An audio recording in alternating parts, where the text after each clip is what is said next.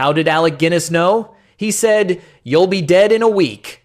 Exactly 7 days later, James Dean died. Coincidence? Prophecy? Or something else? Don't forget to subscribe to our channel and turn on notifications, because this is the story of an impossible prophecy, an unsolved mystery, and maybe Hollywood's darkest secret. On the night of September 23rd, 1955, something strange happened in Los Angeles. Alec Guinness looked at James Dean's new car and said with certainty, "You'll be dead in a week." How could he be so sure? There are theories. First, coincidence. James Dean drove dangerously. He'd crash sooner or later. Alec made a logical guess. But here's the problem. Alec said 1 week. Not a month, not a year, exactly 7 days. And that's what happened.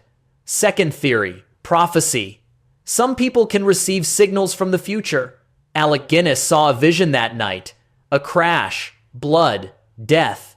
And he warned James. Third theory, conspiracy. Maybe Alec knew something. There were people in Hollywood who wanted James Dean gone. Studios complained about him.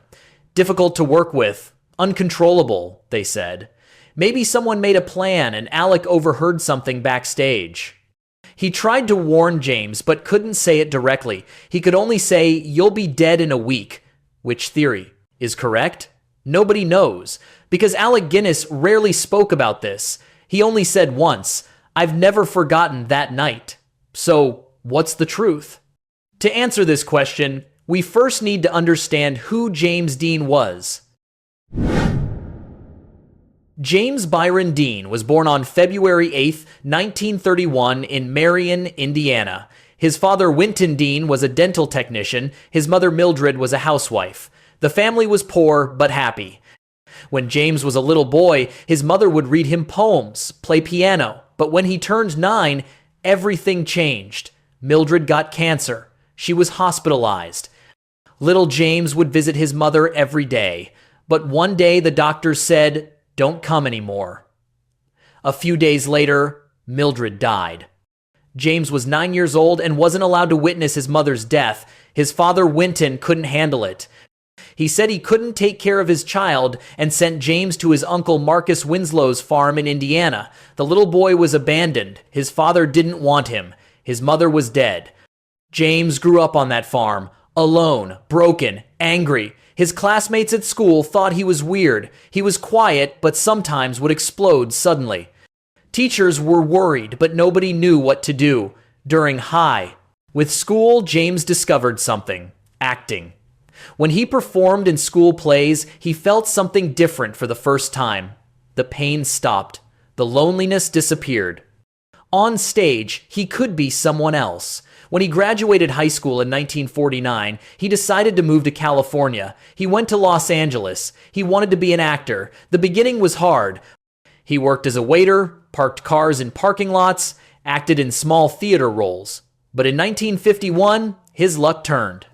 Elia Kazan, the famous director, saw James in a theater play and was impressed.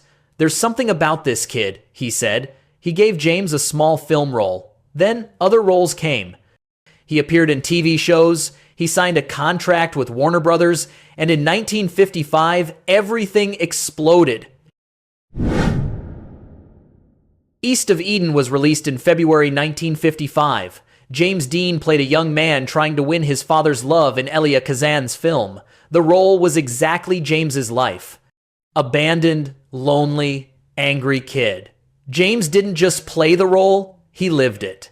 Critics were amazed. The most talented actor of his generation, they said. The new Marlon Brando, they said. James Dean became a star overnight. But he also became known as troubled. He'd fight with directors. He didn't care about set rules. He'd change the script, improvise. Warner Brothers was worried. Difficult actor to work with, they said.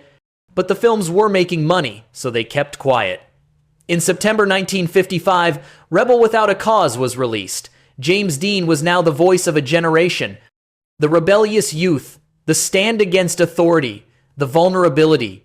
Every young person saw themselves in him.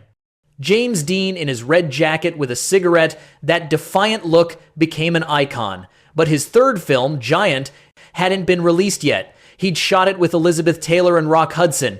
It was a massive production and would keep James at the top of his career. Everything was perfect. But James had another passion: speed. James Dean had a deadly relationship with cars. Speed made him feel free. He participated in sports car races. He raced with professional drivers. And he won. When Warner Brothers found out, they panicked. They put a clause in James's contract: you cannot participate in races during film production. James agreed, but secretly continued racing. In March 1955, he bought a Porsche 356 Speedster, but it wasn't enough. He wanted something faster. In September 1955, he bought a Porsche 550 Spyder for $6,000. The engine had 110 horsepower. Maximum speed was 140 miles per hour. The car was deadly. Even experienced drivers struggled to control it.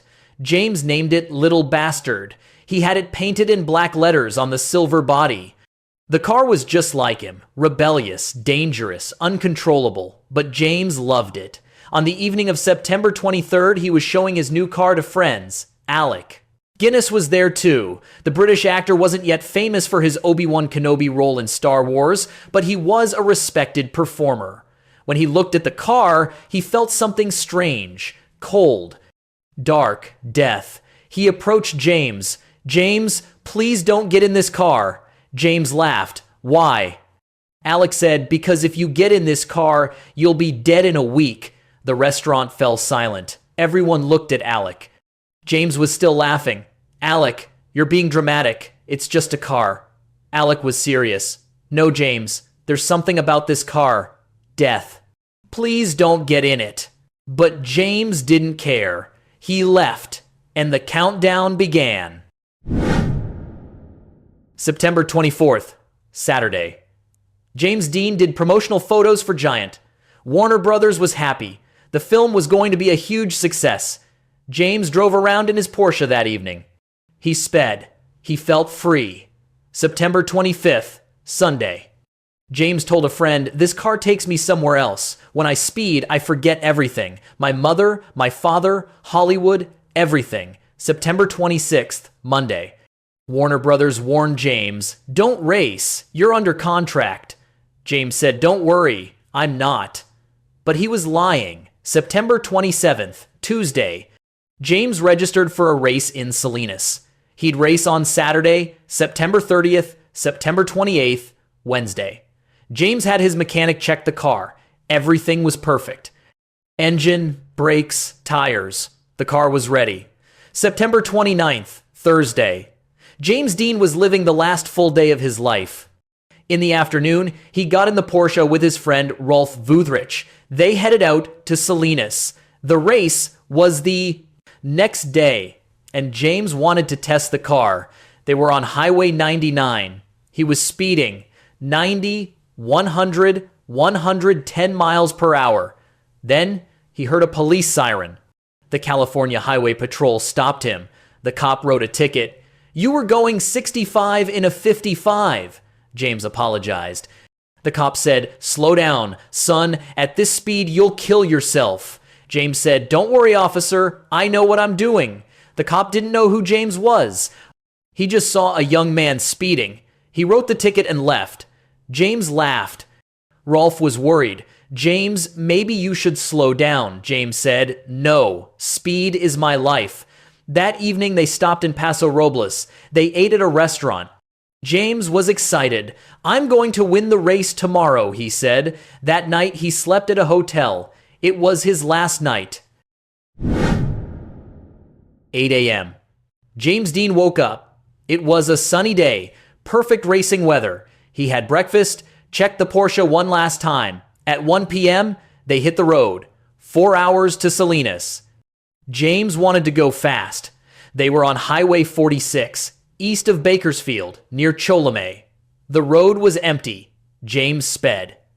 80, 90, 100 miles per hour. Rolf said, "James, slow down." But James didn't listen. The sun was setting.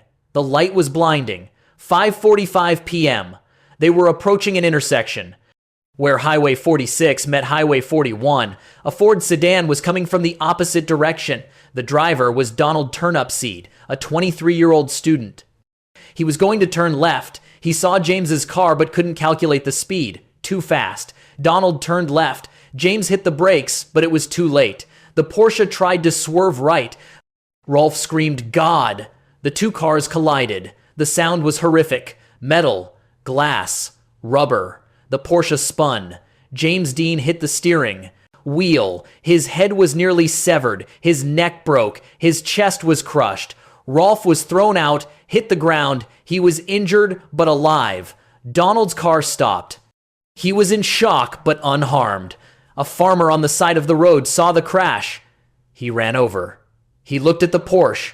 James Dean was motionless. The farmer checked his pulse. Very weak. He called an ambulance. But before the ambulance arrived, James Dean died. 6 p.m. September 30th, 1955. Just as Alec Guinness had said, exactly 7 days later. When Alec Guinness heard the news, he wasn't surprised. He was sad, but not surprised. He told his wife, "I knew." "How did you know?" his wife asked. Alec said, "I don't know. But when I looked at that car, I saw death, and I told James, but he didn't listen." Alec Guinness lived with this incident for years. When asked in interviews, he'd say, "I've never forgotten that night. Could I have saved James? Maybe if I'd insisted more?" But he was young. He thought he was invincible. So did Alec really receive a signal from the future, or did he just make a statistical guess? James Dean drove dangerously, participated in races. He'd crash sooner or later. But Alec had said 1 week, exactly 7 days. How can this be explained? Some say telepathy. Some people can receive messages from the future. Alec saw James's death that night. Date, time, place. He knew everything, but couldn't say it explicitly. He could only say, "You'll be dead in a week." Others say, luck. Millions of predictions are made. Some turn out right. Alec was lucky, or unlucky, because this was the last thing he'd want to be right about. Another theory. Maybe Alec heard something backstage. Hollywood is a small place. Gossip spreads fast. Maybe someone had made a plan about James Dean. An accident was going to be arranged. Alec learned about it and warned James. But he couldn't say it explicitly. He could only say, "You'll be dead in a week." While this theory sounds like conspiracy thinking, it's not entirely impossible. After James Dean died, the wreckage of the Porsche 550 Spyder remained in a garage. But the story wasn't over. A car customizer named George Barris bought the wreckage. He took apart the engine, wheels, and chassis. He sold them to 2 race car drivers. Troy McHenry installed the engine in his own car. In his first race, he crashed and died. William Eschrid bought the wheels. He also crashed, but survived. Then other things happened. The truck driver transporting the wreckage was crushed and died. The car was placed in a museum. The museum burned down. The car wasn't damaged, but the night guard was trapped inside and died. In 1960, the car mysteriously disappeared. It was loaded onto a truck and never seen again. Some said it was stolen. Some said it was secretly destroyed because the car was cursed. Little bastard had killed 6 people. James Dean, Troy McHenry, the truck driver, the night guard, and others. The car brought death. James Dean died on September 30th, 1955. He was 24 years old. He had only 3 films. But those 3 films made him legendary. East of Eden, Rebel Without a Cause, and Giant, released after his death. Critics praised it. The public loved it. James Dean became an icon. Dying young immortalized him. He never aged, never failed, never faded. He stayed 24 forever. Elvis Presley, Bob Dylan, David Bowie. They all drew inspiration from James Dean. The black leather jacket, the defiant look, the cigarette, symbols of pop culture. But the real mystery still hasn't been solved. How did Alec Guinness know? Even 70 years later, there's no answer. Prophecy? Coincidence? Conspiracy? Maybe we'll never know. But one thing is certain. If James Dean had listened to the warning, maybe he'd still be alive. Maybe he'd have aged, made more films, lived a normal life. But he got in, little bastard. And 7 days later, he died. Just as Alec Guinness